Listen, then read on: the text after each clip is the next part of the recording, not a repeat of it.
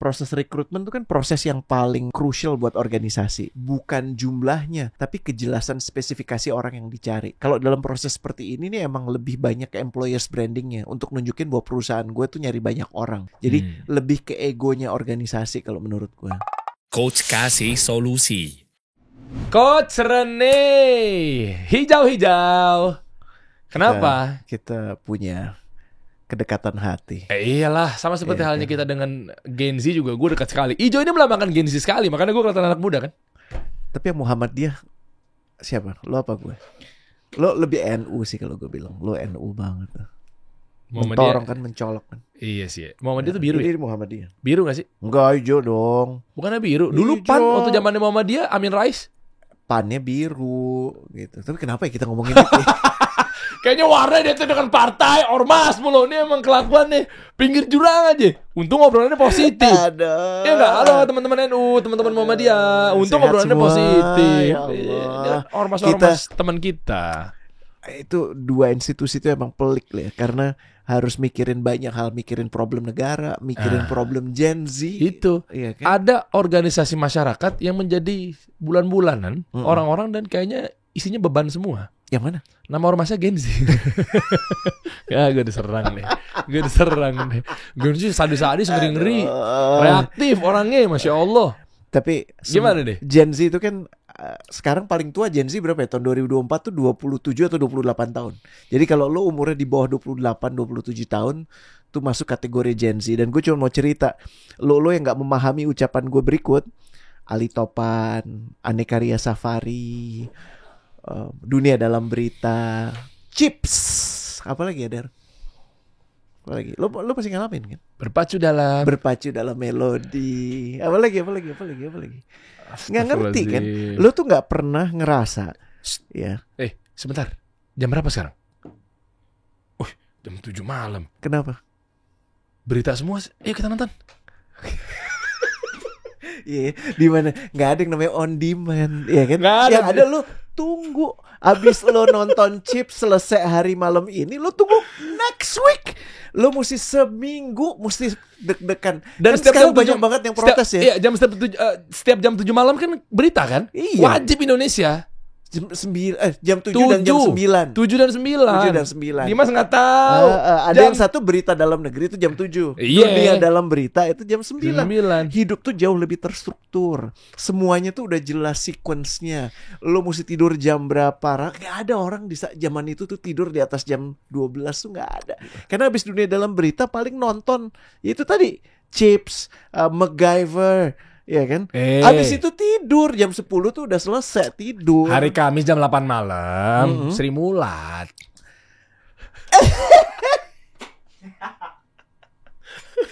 Hari Minggu jam 10 pagi Ria Jenaka. Ini obrolannya apa sih? Lu gak tahu kan? Gue cuma mau bilang good old time ya. Ada beberapa hal yang kita kangenin banget. Predictability. Jadi bahwa hidup tuh udah jauh lebih predictable. Dan kalau lo udah lulus kuliah, lo punya S1, predictable lo bakal kerja di kantor. Setelah lo kerja selama sekitar 10 tahun, predictable. Paling gak lo udah menduduki jabatan lini, middle management. Iya, beda kalau banget lo tekun ya, atau lo diambil sama pesaing lo termasuk orang-orang yang dicuah-cuah gitu ya, atau lo coba mau geser karir, masih memungkinkan. Kenapa? Karena ruang berkarya itu, organisasi-organisasi itu masih opsinya banyak dan besar. Nah, sekarang udah beda banget gitu, bahwa organisasi kayak misalnya katakanlah apa ya? Ya yang selalu gue angkat contohnya kayak Bluebird ya dan Gojek, itu kan dua hal yang sangat berbeda ya. Betul ya?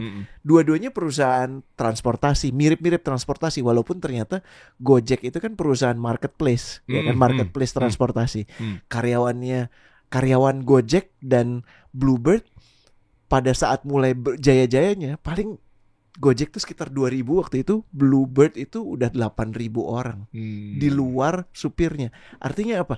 Ada ruang 4 kali lipat di mana orang tuh bisa berkarya sebagai manajer, sebagai senior manager. Jadi lo tuh teruji. Nah sekarang dengan ada gig ekonomi, dengan semuanya jauh lebih mudah, di sisi lain buat korporasi itu challenging banget. Makanya istilahnya dunia itu jadi kompleks, bukan rumit. tapi kompleks. Iya, tapi berita-berita tentang Gen Z susah apa tadi? Ya tadi tuh ada tuh tadi iya, tuh. Gen Z susah dapat kerjaan, Gen Z susah punya rumah. Gue udah percaya banget lihat tuh lapangan kerja menyempit. Lihat nggak tuh turun lagi? Iya itu. Ya kan? Gen Z makin terimpit. Berarti bagus dong Tapera dong. Solusi untuk para Gen Z punya rumah. Cocok banget. Tapera. Ya kan? Satu lagi deh, alarm kerasnya tuh.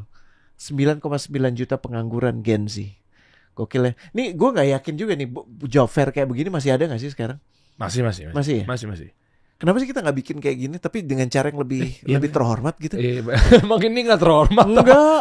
Kenapa? Ini benar-benar proses yang nggak efisien kalau gue lihat dari dulu ya. Emang gimana? Ya kan mereka kan bisa memilih kan lebih terspesifik mana perusahaan yang butuh butuh karyawan. Kan gini ya, proses rekrutmen itu kan proses yang paling krusial buat organisasi. Jadi bukan jumlahnya, tapi kejelasan spesifikasi orang yang dicari. Kalau dalam proses seperti ini nih emang lebih banyak ke employers brandingnya untuk nunjukin bahwa perusahaan gue tuh nyari banyak orang. Jadi lebih ke egonya organisasi kalau menurut gue. Gitu. Makanya jumlah yang dicari mungkin ya paling banyak dari satu perusahaan tuh puluhan, belasan bahkan. Tapi yang daftar bisa ratusan, ribuan. Itu kan gak make sense der. Itu pemborosan yang teramat sangat menurut gue. Gue jadi makin yakin dengan berita alarm keras di balik angka 9,9 juta pengangguran di Gen Z. Makin semangat dan optimis Indonesia Emas 2045. Optimis banget ya. Salah gue di mana? Emang optimis kan? Iya. Orang masih panjang lah perjalanan kita. Ekonomi merata 7% insya Allah. 8 kalau bisa. Iya. Apalagi udah dengan ibu kota baru nanti kan. DKJ. Apa tuh? Daerah kekhususan Khusus Jakarta. Jadi ntar akan ada Sudirman baru di Jaktim, Jakut. Lah emang iya jadi New York men. Iya gitu sih. Keren ya. Optimisme banget sih kita ya. Iya please lah. DKI 1, DKI 2 Anies Ahok. Keren. Orang gue mau doain salahnya di mana? Oke, kita lihat deh ya. Nah, maksud gue gini, kalau di perusahaan-perusahaan atau di kantor-kantor teman-teman semua, kita melihat bahwa ini kan ada fenomenal agak beda ya, dengan diisi para Gen Z. Ada yang bilang stigmanya kelakuannya begitulah. Gue nggak menyamaratakan, tapi ini respon dari mulai bercandaan, konten kreator, ya Oza Rangkuti dan lain sebagainya, atau mungkin dari cerita-cerita sesama founders gitu kan. Kita ada kadang suka kopi darat, ketemu sama startup company, banyak-banyak cerita lah. Ternyata memang agak-agak sih ngadepin Gen Z. Makanya gue ada dua mata pisau nih coach. Yang pertama karena memang tentang pengangguran atau ekonomi kita melemah, seperti yang dikatakan oleh Pak Tom Lembong waktu duduk di sini, ya sehingga ya memang ya jadinya lapangan pekerjaan bla bla sulit tapi segala macam. Atau yang kedua memang dari si Gen Z-nya ini, meskipun nggak semuanya ya, gue nggak bilang semuanya, tapi memang picky misalnya, memang dia pengennya dapat posisi gaji kayak, baru mulai 4 juta lah, temen gue di startup 8 juta. Pertama kali masuk atau fresh graduate. Nah kayak gitu-gitu kan gaya-gaya anak UI. Iya gitu-gitu ya kan. Nah maksud gue nih alma mater lu tuh sangat layak dicuah-cuah. Nah maksud gue jadi yang salahnya sebenarnya apa? Nah maksud gue sebenarnya gini, buat perusahaan kalau lo mengukur bahwa lo udah mungkin terlanjur, kodarul lo udah mempekerjakan Gen Z, nggak usah khawatir. Ternyata talenta si Gen Z ini bisa diukur kok kalau lo ngerti platformnya. Nah ini maksudnya gimana Der? Jadi orang ini kan memiliki skill yang oke apa tidaknya apa segala macamnya. Kalau lu ngadepin anak-anak Gen Z atau mungkin siapapun itulah milenial, oknum banyak lah, nggak harus dengan lintas generasi. Saudara masuknya enak sekali beneran deh. Ya pas banget. Anak radio. Anda juga kan? Udah nggak jadi mati ya. Radio masih hidup ya. Lanjut ya. Nah jadi ketika ingin mengukur bahwa kira-kira ini talentanya oke apa tidak apa segala macam, ya sesuai dengan namanya aja.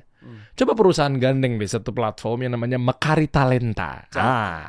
Ini aplikasi ya, aplikasi pengelolaan untuk efisiensi dalam mengoptimalkan aktivitas operasional gitu kan, strategi bisnis, serta dapat berkomunikasi secara internal di perusahaan, performance karyawan. Ya, ada namanya fitur komunikasi melalui pengumuman, polling, hingga notifikasi di sebuah perusahaan. Itu lengkap semuanya.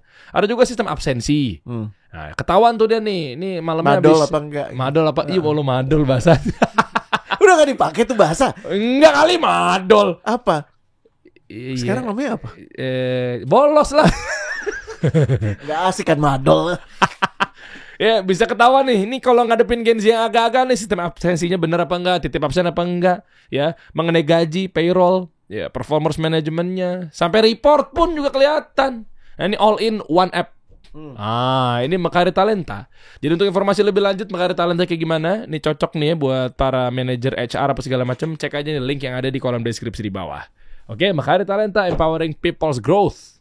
Tuh, jadi nggak usah khawatir ngadepin yang agak-agak, udah tenang aja, kita pantau aja. Sekarang udah serba canggih, udah di sini semua. Kelihatan ya mestinya. Iya kelihatan, harusnya. Nah Harusnya. tapi gue nggak tahu ketika memang belum dapat pekerjaan. Kalau tadi kan cerita tentang Kalau sudah masuk ke udah dalam masuk, bisa organisasi. keukur. Kapan SP1, kapan SP2, kapan di-cut.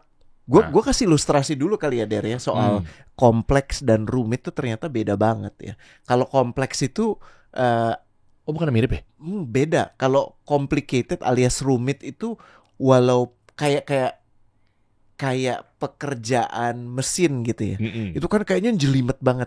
Tapi buat yang mengerti sudah memecahkan itu ke dalam komponen-komponen yang dipahami, maka jadi masuk akal. Bedanya apa sih? Contoh, misalnya. problemnya udah ketahuan gitu. Tapi kalau kompleks itu problemnya kagak ketahuan. Contoh kayak tiba-tiba pemerintah mengeluarkan tapera gitu kan, yang artinya tambahan alokasi 2% yang harus dibayarkan oleh perusahaan. Itu kan di luar dugaan kan. Terus contoh lagi apa? Tiba-tiba sekarang udah muncul AI, ya kan? Bahkan saking, kalau lu lihat di ChatGPT, ini kayak menarik juga, kapan-kapan kita bahas soal AI ya. ChatGPT 4.0 ya, 4.0 itu begitu banyak kerja analisa bahkan sudah dilakukan. Ya, bahkan kalau nanti, kalau sekarang kita lu masih sering denger nggak ajarin anak lo coding gitu kan? Iya. Ya kan? Tahu. Ya kan? Foundernya Nvidia tuh juga satu perusahaan yang unik, nanti kita bahas ya. Oh Nvidia VGA grafis. Dia GPU, dia bikin software dan hardware-nya AI juga. Iya. Dia bilang malah justru nantinya AI itu yang akan melakukan coding. Jadi profesi kayak coding itu jadi irrelevant. Contoh, dokter itu, lo kebayang gak sih kalau saat ini mengilustrasikannya gimana ya? Dokter yang lo paling nyaman, dia itu misalnya umurnya 60 tahun ya. Dia punya 40 tahun pengalaman kerja. Tapi yang namanya AI itu dia udah mendapatkan khasanah, udah mendapatkan informasi dari semua dokter yang pernah dan masih ada untuk bisa melakukan diagnosa secara lebih mendalam penyakit lo. Jadi lo udah nggak butuh ketemu dokter lagi, ya kan? Dan anak lo yang masih kecil punya temen untuk bantu dia belajar apa, tutornya udah namanya AI, betul ya? Tapi pada saat anak lo tumbuh dewasa, si AI itu lebih ngerti tentang anak lo daripada anak lo ngerti tentang diri dia sendiri gitu ya. Nah ini kan begitu banyak sektor yang akan terpengaruhi sehingga problemnya itu nggak dikenali dan belum pernah ada sebelumnya. Dan ini kita baru ada di awal-awal nih, kayak kita perlu undang. Gue baru kemarin kenalan satu orang dokter yang membahas soal AI. Nanti kita ajak deh. Doktor. Jadi dokter ilmu bisnis tapi membahas spesifik tentang AI karena dia ngajar kalau nggak salah di BINUS ya. Nanti kita undang deh ya. Dr. Anton namanya. Nah, lihat nih, kalau kompleks problemnya itu nggak bisa dipecah ke dalam komponen-komponen yang bisa lo buat secara sequential, nggak bisa. Terus gimana caranya? Solusinya? Ya susah aja. Makanya kompleks itu ada interdependensi yang besar antara satu komponen dengan komponen lain, ya kan? Kalau lo untuk waktu yang lama kerja di radio dan merasa bahwa radio baik-baik aja, nggak gitu kan, bro? Begitu banyak radio-radio sekarang yang gagal berkompetisi, gagal membaca perubahan perilaku pendengar, ya, sehingga mungkin harus tutup. Grup radio gue yang lama, ya 3 radio tutup. Gue nggak mau nyebut grupnya atau nggak mau nyebut nama radionya lah ya, karena bagaimanapun juga itu tempat sekolah gue gitu ya. Tutup 3. Lo kebayang nggak best practice yang lo dapatkan di radio itu udah nggak berlaku lagi di radio, walaupun sebagian dari best practice itu masih bisa lo taruh di YouTube sekarang kan. Tapi ada kebutuhan lo untuk kayak tadi lo cerita sama gue Coach, gue mau invest lebih untuk posting 12 kali per hari. 12, Der. Iya, karena di Amerika Serikat udah gayanya seperti itu. Maksudnya udah kebutuhannya bahkan, bukan gaya. Quantity over quality. Quantity over quality kan. Jadi doorstop, terus lo mesti sering muncul. That's how you make yourself relevant kan. Nah, ini yang kita adepin. Ngebayang gak? Ini baru bicara soal content creator, baru bicara soal radio dan aspek-aspek lain. Ini sekarang kita bicara soal dunia usaha yang udah bergeser sama sekali. Dan kita masih menggunakan pakem-pakem yang lama, pola rekrutmen yang sama, pola induction yang sama, pola performance evaluation yang sama, dan kita berharap hasil yang beda. Halo, nggak mungkin itu terjadi. Jadi challenge-nya tuh nggak main-main. Makanya di negeri kita wapres terpilih, anak muda itu satu upaya untuk kita ngomong sekarang positivity ya. Berarti kan ada satu upaya untuk membangun menuju Indonesia Emas 2045. Berarti kan memang dikerahkan banyak anak muda yang terlibat. Anak muda yang seperti apa? Jadi maksud gue ya kita nggak ngomongin tentang, entar dulu deh, kesampingin dulu mengenai politik dinasti, Asian value, ya, human rights gitu. Kesampingin dulu. Itu nggak bisa bro, karena itu kaidah yang kemudian akan menentukan hasil akhirnya kayak gimana. Kan gini, kalau sapunya kotor, lo bisa nyapu bersih nggak? Ya nggak bisa. Nah, gue kasih ilustrasi sedikit deh untuk menunjukkan, karena yang paling gampang angka pembedanya itu namanya produktivitas. Lo mau ngomong apa aja tentang metode, lo mau ngomong apa aja tentang kecenderungan, tentang kejadian, ujung-ujungnya kalau kita bicara bisnis, kita bicara profit, kita bicara produktivitas, benar nggak? Iya. Gue kasih ilustrasi produktivitas deh, lo lihat deh. Nah, ini gue mau kasih gambaran. Ini gue kasih ilustrasi ya. Jauh banget gapnya. Perusahaan yang namanya Nvidia itu, ya karyawannya sekitar 29.000 orang, atau 29.600 orang. Ya, nilai perusahaannya, market cap-nya perusahaan itu, si Nvidia itu $3 triliun, bro. 3 triliun berapa rupiah? 3 triliun pokoknya kalau dirupiahin, coba ya, masuk 3 ke triliun dolar. Jadi 3.000 miliar dolar. Nah, coba sekarang masuk ke APBN kita. APBN kita tuh sekitar 3.000 triliun rupiah ya. Ya. Kalau ini 3 triliun dolar. Jadi kurang lebih 62 kali dari APBN kita. Satu perusahaan tadi. Jadi satu perusahaan tadi itu 62 kali pemerintah Republik Indonesia. Kan gini, revenue-nya bisa bayar utang negara dong. Gue kasih ilustrasi deh. Yang namanya APBN itu kan anggaran belanja dan pendapatan negara. Katakanlah 3.000 triliun. Kalau didolarin dengan dollar rate sekarang itu sekitar 43 billion. 43 kalau dibandingkan dengan 3 triliun itu artinya 3.000 miliar kan? Ya. Jadi 3.000 miliar versus 43 miliar. Ya 62 kalinya. Nvidia, balik lagi bro ke Nvidia tadi. Gila, 62 kali. 62 kali pemerintah Republik Indonesia punya APBN. Nah, mau ngitung produktivitasnya gampang, cara bego aja. Market cap-nya ya, dibagi jumlah karyawan. Boleh dong? Boleh ya. Boleh. Jadi totalnya itu sekitar satu orang kurang lebih berkontribusi 100 juta dolar. Ini gue kasih ilustrasi. Kalau pemerintah kita kan itu karyawannya namanya PNS, betul nggak? Iya. PNS itu ada berapa? Coba masuk jumlah PNS. Ya, 4,28 juta. 4,28 juta. Ini nanti bisa ditambahin hitungannya ya oleh editor ya. Dibagi ya, 3.000 triliun dibagi 4,28 juta. Keluar ya. Angkanya itu 10.000 dolar. Si ini tadi 100 juta. Berarti kurang lebih produktivitas karyawannya Nvidia itu 10.000 kali lipat daripada produktivitas pegawai negeri Republik Indonesia. PNS-nya kita. Yes. Ini gue dengan sangat hormat, nggak bermaksud mengecilkan apapun, dan tentunya begitu banyak komponen yang gue simplifikasi. Tapi ukuran yang paling gampang, balik lagi bro, yang tadi, yang Nvidia. Ya, Nvidia segitu. Apple 19 juta, Meta tuh Facebook 19 juta, Microsoft 14 juta. Kalau lo mau ngukur produktivitas perusahaan lo, coba ambil revenue ya, atau market cap lo dikurangi jumlah kepalanya. Contoh misalnya kasih solusi berapa? 5 miliar, 10 miliar, 12 miliar, berapa? Setahun. Ya lebih, 5M lebih. Ya anggaplah 10 deh. 10. Jumlah karyawan berapa? 30 ya? 30. Nah itu dibagi berapa? Jadi sekitar 300 juta. Oh ya. 300 juta. 300 Per juta. kepala. 300 juta produktivitasnya. Oh iya. Ya, 300 juta orang, 300 juta per kepala. Per kepala iya. Yang artinya lebih tinggi dari pegawai negeri pemerintah Republik Indonesia yang 10.000. Kan kalau yang 10.000 160 juta. 160 juta. Kok bisa ada apa? What's wrong? Emang produktivitas kita rendah.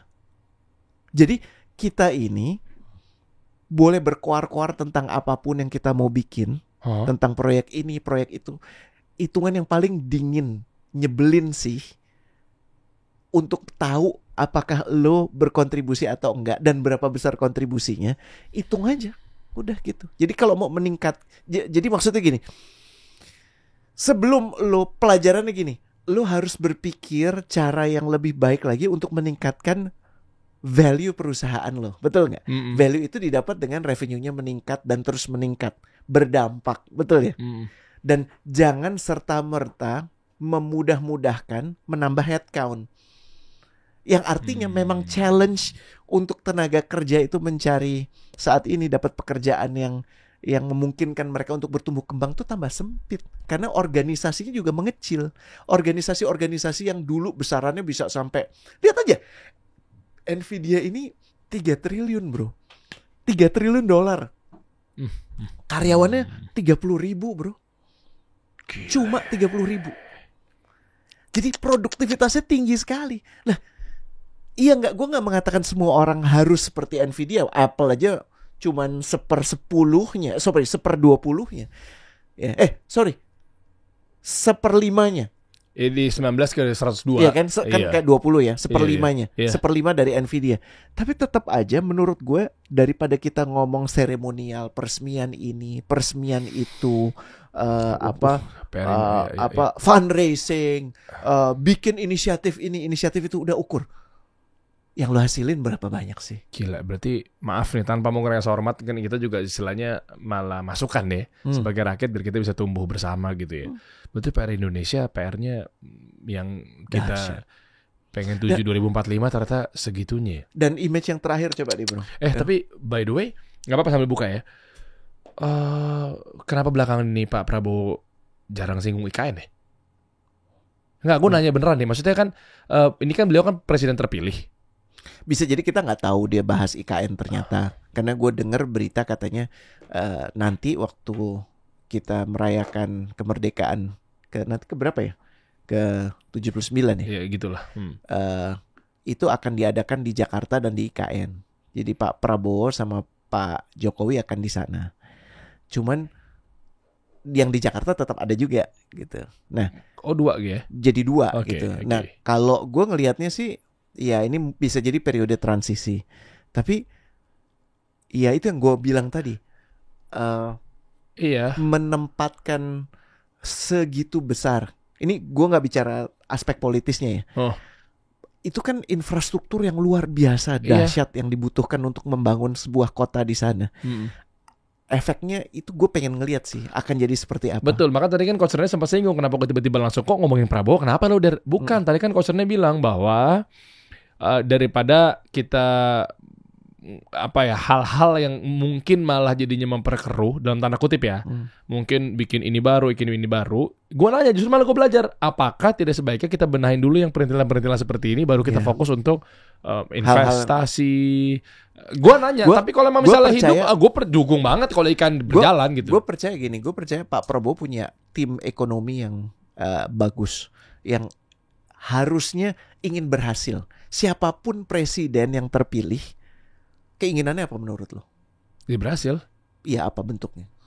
Untuk menang di berikutnya, iya kan? Benar kan? Jadi nggak cuma 5 tahun jadi presiden yang 10 tahun, dan untuk bisa jadi presiden 10 tahun artinya dia harus mempunyai kabar baik yang bisa dirasakan seluruh rakyat. Mohon maaf, boleh nggak gue berasumsi, balik lagi ke Nvidia deh?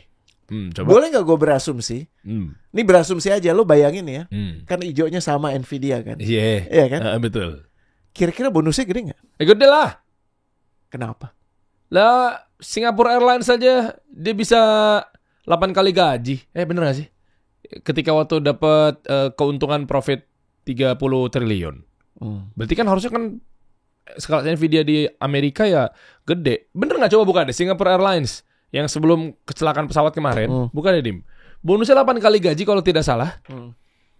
Gue tahu berita update-nya kan karena memang bini gue kan Sarah kan mantan pramugari Garuda, jadi lumayan tahu lah tentang bonus pramugari apa segala macamnya gitu kan. Begitu ada berita muncul, dia coba malah dia yang ngejelasin ke gue, dia edukasi ke gue. Ini tuh begini harusnya, ini tuh begini gitu.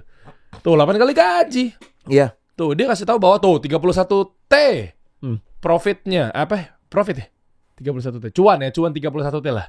Dia bagi-bagi 8 kali gaji. Anggaplah kalau kursnya Singapura berapa? 10.000. 31 T itu berarti ya berapa gaji pramugari misalnya sama pilot? Waduh, kalau itu gue mesti cek. Ya anggaplah 30 juta deh, anggaplah. 30, at least 30 juta rupiah gitu kalau dirupiahkan. Senior gitu. ya. Ya. Untuk pramugari. Iya, dan juga kan kursnya Singapura kan 10.000 11.000 kan.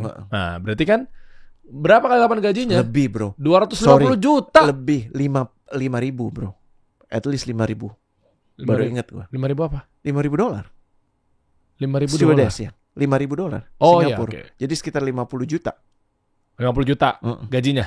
Nah, ya udah Kali kali 8. 400 juta. Satu orang. Nah, terus berarti kan kalau Nvidia tadi kan balik ke Nvidia. Cuannya lebih gila lagi. Iya, betul. Jadi pertanyaannya gini, nggak usah ngomong macam-macam kalau masih belum mengusung produktivitas. Dan produktivitas itu ukurannya gampang. Ukurannya berapa revenue yang dihasilkan, dan untuk menghasilkan revenue itu lo harus mengalokasikan berapa untuk biaya-biayanya sehingga ujungnya nanti bisa muncul sebagai cuan. Dan cuan itu pertanyaan susulannya adalah ngerusak lingkungan nggak? Ya kan? Karena paling gampang cuan kan garuk aja tanah, ya kan? Batu bara terus ditaruh di tongkang, terus dibawa ke Jawa, ya kan? Terus ditaruh di PLTU, ya kan? Habis PLTU-nya nyala, selama listrik kita nyala, PLTU itu akan terus bakar.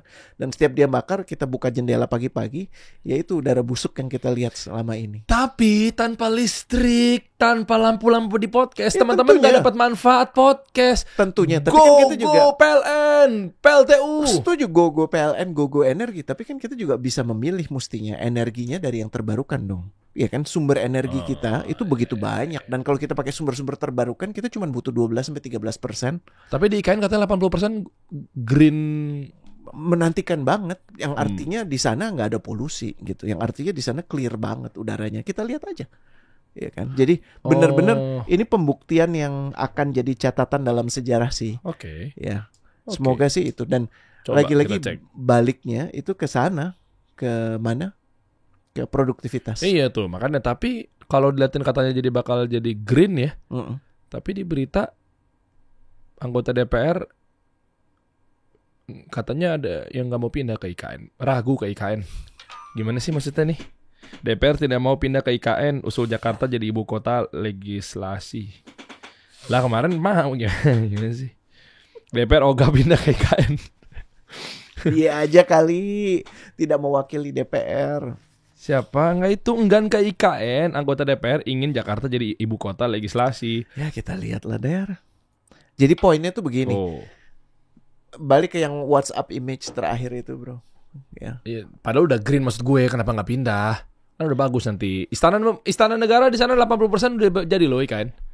Buat kan mau buat ini nanti. Iya. Upacara. Betul. Gue ada itu loh, ada Lu diundang nggak? diundang tapi bukan IKN. Bukan pemerintah sana.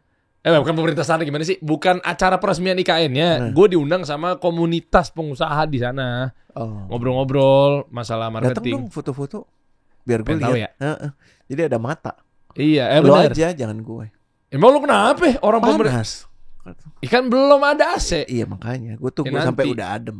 Lo aja dulu. Tunggu. Kan lebih muda, lebih segar. Nanti kan akan ada pohon, kan go green. Banget. Kita tunggu aja. Kita nanti. lihat ya, apalagi udah hijau, kan udah sesuai. Iya betul. Iya, kan? Nah, gue diundang sama KPMI, Komunitas Pengusaha Muslim Indonesia. Thank you. Nanti gue kapan sih jadwal saya bulan ini? Bulan depan deh. Nah, Beneran ke IKN? Beneran. Oke. Beneran. Tapi lupa lagi gue jadwal gue. Gitu. Nah, bentar gue pengen coba ke sana, tapi kan gue nggak tahu di kana di mananya. Ya mestinya kan tempatnya kelihatan banget kemajuannya udah seperti apa dan memungkinkan nggak untuk pindah di sana. Nah, kira-kira industri yang di sana terus karyawan-karyawannya dari mana ya? Dari orang-orang lokal atau dari sini yang dipindah? Yang pasti yang utama ya adalah PNS. Jadi pegawai negeri sipil tuh harus pindah ke sana gitu. Dan ANS itu harus menjadi orang-orang pertama ASN. yang ASN itu harus menjadi orang-orang pertama yang menghuni IKN lah. Akhirnya kita punya negara yang state-nya nanti dipisah-pisah untuk fokus jadi DC-nya Indonesia, Washington DC berarti kan. Secara prinsip gue sepakat kok. Ini konsep yang bagus. Gue cuma mempertanyakan urgensi dilakukan saat ini. Karena begitu banyak hal yang harus kita lakukan. Salah satunya adalah ngenjot produktivitas yang sangat rendah itu tadi.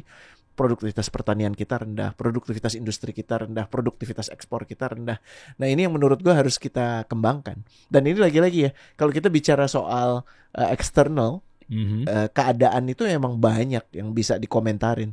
Makanya butuh strategi. Tapi strategi butuh kultur. Kultur butuh leadership. Dan ujung-ujungnya yang bicara ego kan. Karena kalau yang masih bicara gue pengen dilihat sebagai direktur yang mengubah warna kasih solusi dari biru menjadi merah misalnya, ya kan? Ya kan? Gue pengen jadi orang yang mendirikan, memancangkan pabrik kasih solusi pertama. Itu kan gini, membahasakannya gimana ya? Kenapa? Bu Sri Mulyani kayaknya pernah ngomong deh, dan gue sepakat banget. Untuk peresmian, untuk penetapan batu pertama kita tuh senang banget seremonial. Ya, tapi memang. PR besarnya untuk memastikan tempat itu dimanfaatkan secara efektif, itu kita masih lemah banget gitu. Dan akhirnya banyak yang mangkrak kan.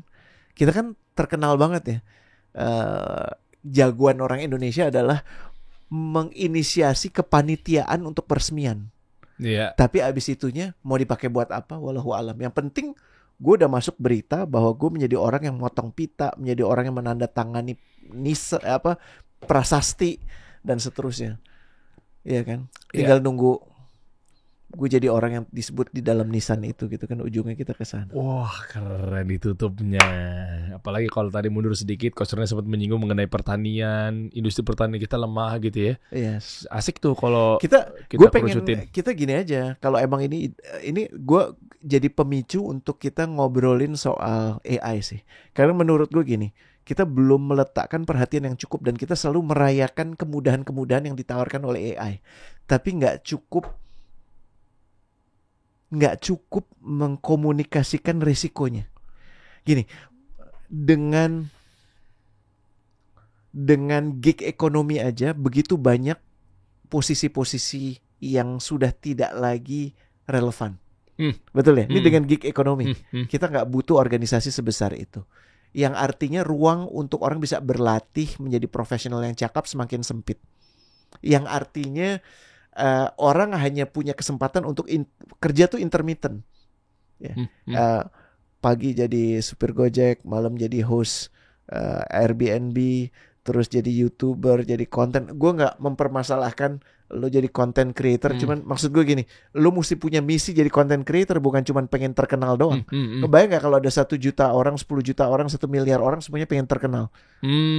Iya nggak? Ujung-ujungnya kan yang bikin lo terkenal sebenarnya karya lo kan, bukan kontroversi lo. Ya kadang-kadang kontroversi nggak apa-apa sih, tapi kalau enggak kan jadi repot. Nah kayaknya kita butuh itu baru satu aspek. Bagaimana dengan AI? Nah menariknya adalah tentang AI ada di Gen Z atau di milenial. Kalau kita ambil positivity-nya ya, positifnya adalah ternyata AI bukan dijadikan musuh. Kalau selama ini terstigmakan, terdogmakan bahwa kayak AI pengganggu, kita terancam gitu ya. Tapi ada sisi positifnya juga ketika tadi kita bahas mengenai Gen Z, ternyata dokter. Iya, banyak terbantukan gitu loh. Tapi gini, yang gue pengen kita juga gue nggak mau nakut-nakutin ya. Lu masih inget kan bagaimana? Coba deh film yang kemarin itu yang semua pada nonton, bukan film tentang atomic bomb. Si siapa namanya? Jauh banget gue ya. Pengetahuan kita, Anda di Atomic Bomb, saya di Vina sebelum 7 hari ya. Judul filmnya apa? Nolan. Gak tahu gue. Christopher Nolan, film terakhir dia tentang bom atom. Iya kan? Ini dia nih. Oh ini dia. Oppenheimer. Di film itu, gue mau ilustrasinya tuh begini, Der. Yang dilakukan oleh Cillian Murphy, dia berusaha mencari cara untuk bisa menang dengan korban jiwa semurah-murahnya. Sehingga ditemukanlah bom atom. Sehingga nggak harus terjadi perang konvensional. Tapi dia baru sadari abis itu dia membuka Pandora Box yang ujungnya bisa menghabiskan peradaban manusia. Which is itu bom atom ya? Bom atom. Yang kan sekarang makanya istilahnya tuh MAD, Mutually Assured Destruction. Jadi sama-sama gila aja. Kita satu-satunya cara gue nggak nembak lo nuklir karena gue nggak mau lo nembak gue nuklir gitu. Dan itu kan dipegang oleh negara yang punya atomic bomb ya. Korsel, Korut udah baru mau punya, tapi yang udah jelas punya yang paling besar tuh kan Amerika Serikat, Rusia, ya kan. Terus ada Inggris, Prancis, ya yang itu Israel tuh dia juga punya. Makanya susah banget kita mengenyahkan orang-orang biadab itu satu, ya kan. Kita sampai sekarang itu udah hampir 80 tahun masih berhadapan dengan case ini. Walaupun orang biasa udah nggak terlalu mikirin tentang bahaya bom atom. Tapi ini menjadi problem yang tidak bisa diselesaikan sampai sekarang. Masa nggak ada ujungnya? Lo nggak ada, lo masih sekarang kan sama-sama ancam-ancaman. Kalau lo nembak gue nembak lo. Dan kalau itu ditembak kan selesai. Nah, kenapa kita mencari solusi untuk satu masalah dan memunculkan masalah baru? Itu bom atom. Gue melihat hal yang sama di AI. Apa nih? AI. Meaning? Loh, apa yang kita lakukan di AI ini adalah sesuatu intelijensi artificial yang saat ini masih namanya AI, tapi suatu saat dia menjadi AGI. Itu AGI, Artificial General Intelligence, yang sudah punya kemampuan melampaui yang lo pernah bayangkan sebelumnya. Kayak yang tadi gue bilang, yang sebelumnya kan sangat spesifik. AI yang ada itu membantu kita untuk melihat, untuk mensintesakan apa yang lo butuhkan, analisa tentang satu perusahaan, atau lo minta didiagnosa. Itu AI yang spesifik, konteksnya adalah kedokteran. AGI dia bisa cross knowledge dan dia udah bisa baca lo. Dahsyat. Dan dia bisa melakukan analisa tanpa lo tanya. Gue jadi penasaran ngundang tuh dokter deh. Tambah satu lagi, ada namanya ASI, namanya Artificial Super Intelligence. Ini ada satu mainan ya, mainannya Go, ya Go, tahu Go ya? Go tuh yang permainan Cina lah. Hah? Ya. Bingo. Bukan bingo, Go yang dia naro apa? Dia naro ada hitam, ada putih. Pokoknya lu tinggal naro Halma. Beda banget. Tahu gak sih lu Halma? Coba Go aja. Nah tuh, lihat tuh. Tahu ya, itu Go. Iya. Kalau lo coba selidikin ya, ada AI yang dia diminta untuk tidak berlatih dengan manusia, tapi berlatih dengan possibility yang ada. Ngeri banget ya. Zaman sekarang nih ya, robotik ini. Setelah sebulan AI itu berlatih, dia mengalahkan pemain Go terbaik yang udah menjadi pemain terbaik selama belasan tahun. Dan orang itu bilang gini, gue kayak main sama alien. Karena gue gak tahu kenapa dia ngambil itu. Ini orang yang udah puluhan tahun main Go ya, yang belasan tahun dia jadi pemain terbaik Go. Kalah dengan AI yang baru belajar main sebulan. Sekarang gue cuma mau nanya sih, kenapa kita terus berusaha menemukan satu solusi dengan memunculkan problem baru yang kita gak punya jawabannya? Itu. Dan ini adalah antaran, gue pengen dengar pendapat lo semua terkait tentang AI ini. Dan kalau ini menjadi topik yang menarik, kita undang aja Profesor Anton itu ya. Iya, gue pengen tahu tuh, maksudnya dokter di kampus atau Universitas Binus ya.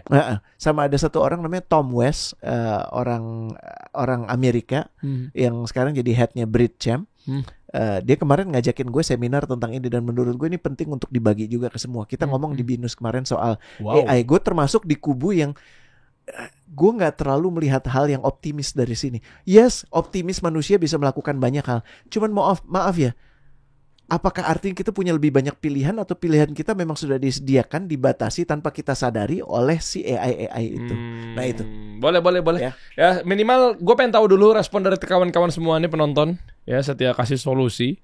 Kira-kira AI ini sekarang udah di level mana, dan ini pro kontra. Lo punya kekhawatiran gak terhadap itu? Banyak, apa kekhawatiran lo Dan apa harapan lo? Iya. Kita berbagi aja di situ. Boleh. Ya. Termasuk Sebelum TV-TV kita juga udah. undang. Iya, TV-TV TV1 juga udah pakai AI, ada hostnya. Ya kan? Ada host AI kami, gitu-gitu kan. Nah, apakah ini jadi ancaman atau justru malah kita gunakan dengan yang bijak bahwa ini bisa membantu kita nantinya? Itu asik juga tuh. Tentunya gue nggak yakin lo bisa cukup bijak mengalahkan kebijakan si AI itu. Mari kita lihat. Wah. Coach kasih solusi.